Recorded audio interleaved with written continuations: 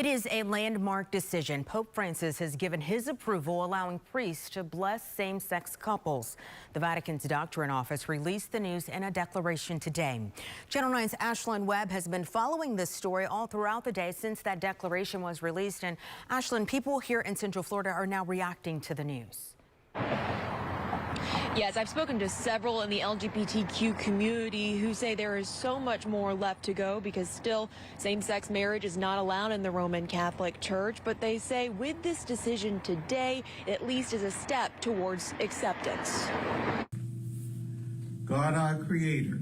Father James Porfirio Bond has been the priest at St. Dorothy Catholic Community for 15 years, holding Mass at the center, an LGBTQ+ community center in Orlando.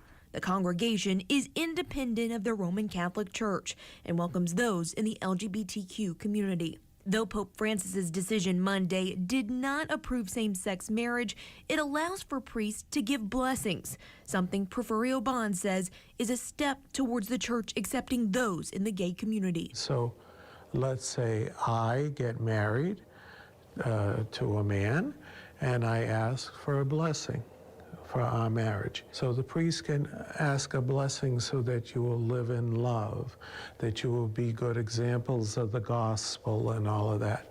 That's all that today is about. He says he never thought this day would come. 32 years ago, he and his husband had to break the Roman Catholic rules. We had our commitment blessed back then. But then they could not get blessed officially in the Roman Catholic Church. It was a friend of mine, a classmate of mine from the Roman Catholic Church that did it. Wow.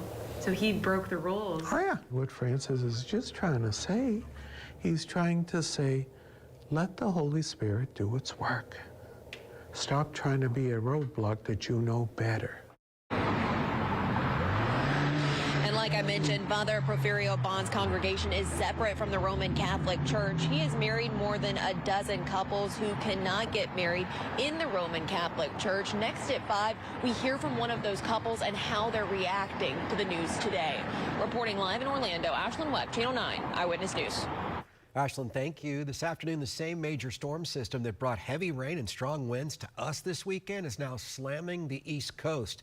It brought torrential downpours, high winds, and flooding while knocking out power to thousands of people.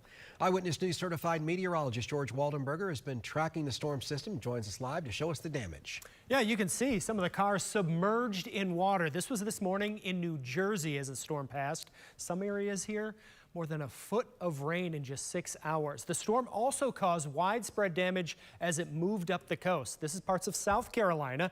More than 16 inches of rain that turned streets and rivers into, streets into rivers. Installed cars were reported, as well as a tornado in Myrtle Beach. This shopping center suffered severe damage, and windows were smashed after pieces of the building came flying through this van. The heavy winds also topped trailers and knocked trees into some houses. When we were running, that's when we heard the glass breaking, and we came out, and then the tree was there. And we're also getting a look at new video when the system moved through Florida. These are some scary moments for a driver who, because of low visibility, drove right over a seawall and into the intracoastal waterway. Thankfully, first responders were able to rescue him. Wow, that was record rainfall, by the way, for us here in Central Florida. Here is what's left of the storm. It's moving over New England. There are a lot of flooding issues as you head up toward Maine. It's very windy up there. On the backside of this, we have snowstorms developing parts of West Virginia, western Pennsylvania, some lake effect snows as well. Otherwise, most of the rest of the country looks pretty quiet. Here it's still a little windy and that cold air is plunging in. And kind of an example of just how cold the air is, simply because it's moving over